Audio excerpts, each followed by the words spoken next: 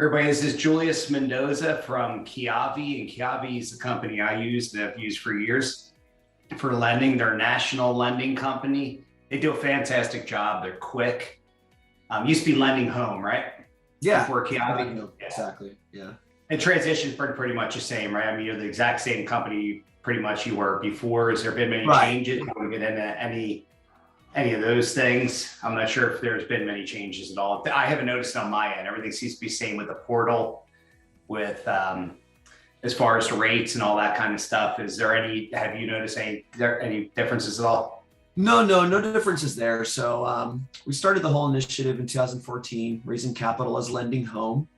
I started with the company in 15 when we first started originating loans. Obviously, from then till now, 7 years later, we've evolved a lot. We used to have one loan program and now we have four. But when we did the name change in December, it was a true name change, true rebrand. There was no acquisition or merger or anything like that, as often happens when there are name changes, right? Yeah. So the spirit of the change of the name was just to help us better remember our mission overall. So our mission is to help real estate investors unlock the value in distressed or aging homes. Kiavi is a play on the word key in Italian.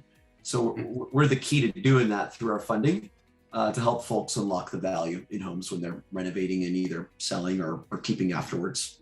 But processes wise, it's the same with our tech and our process and portal. Yeah, I'm actually working with, I'm trying to remember, Nathan Campaiano. Yeah. We're doing the 4 duplexes Mike and I are doing in Clearwater, and we're trying to get everything all squared away this week. We're quite a bit of zoning issue, and then they're trying to fix that. It looks like it could be all right. Now there's a valuation we got to figure out. So we're getting to the end here. Okay, right on. Yeah, for sure. Well, one nice part about Kiavi is that we have good people that are always helping to work towards the common goal of getting the deal done.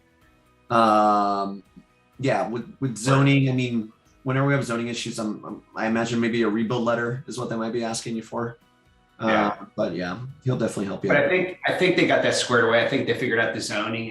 There was a difference of it wasn't an N listed for north, whatever that road was. Can't remember the name of the road now, but that'll sometimes throw it off. And it was coming up as R1, and R1 generally is just straight residential, not R2, which could be multifamily and other different types too. See how we ran into that, but everything's pretty good. You guys do evaluation. One of the things you guys do that's a nice advantage over, say, Lending One or Lima One or some of these other companies out there. There's a million of them out there, as you know. You guys don't always require an appraisal. A lot of times you're just doing desktop evaluations, correct? Yeah, exactly. So we have 2 programs on the bridge loans. The bridge loan is an acquisition loan, either for properties that need rehab, or if they're already rehab, just a short-term solution until you can find a more permanent solution for the asset. But on that program, there's 2 different levels of experience. So one is standard. That's if there's less than 5 flips with a 2-year holdback where the investor was on title. Pro is over 5 exits, like either bought and sold or bought and refi. On the standard program, we do what's called a virtual walkthrough before closing.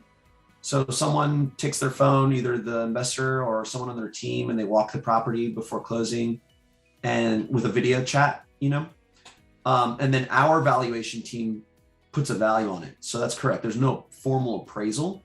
It's actually, we have a team of evaluators that were appraisals at one point or are appraisers now.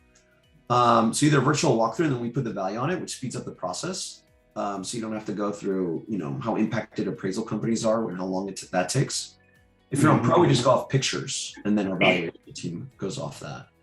So yeah, no appraisal needed before closing on those.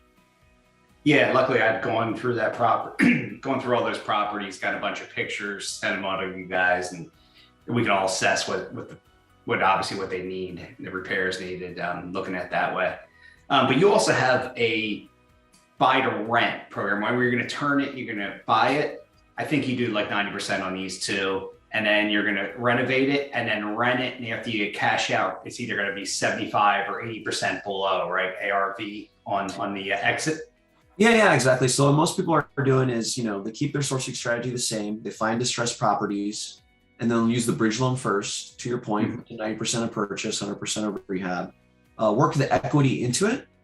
And then once the equity is worked into it, we can do a long-term loan, 30 years on the note. And then if we're doing a refi at that point, if you're doing rate and term, that means we're just covering existing debt and wrapping closing costs into the loan. There's no seasoning, and we'll go up to 80% LTV to cover. If you want to do a cash out, where you take that equity that you worked into it, pull it out, and then try to replicate the process and do it again. 3 to 4 month seasoning, and then it's a 75% LTV on the value for that one. And then although it's 2 closings, we can wrap all the closing costs into the loan if there's enough equity. So people can both sides. Yeah. Both sides on that, Julius? Okay. That's nice. Well, on the acquisition, you pay closing costs. On the refi, you could pay 0 if you wrap it into it. Okay, yeah, makes sense. So in a refinance, you're just rolling those closing costs in the loan. Now, that also still needs to stay under that 80%, right? With closing costs in there? Yeah, exactly. That's included within the 80%. Yeah. I know some lenders will add it to the LTV. With us, it needs to stay within the 80%. Yeah, no, that makes sense. I think that's a lot of lenders out there probably do something similar, be a some do let you go on the extra there.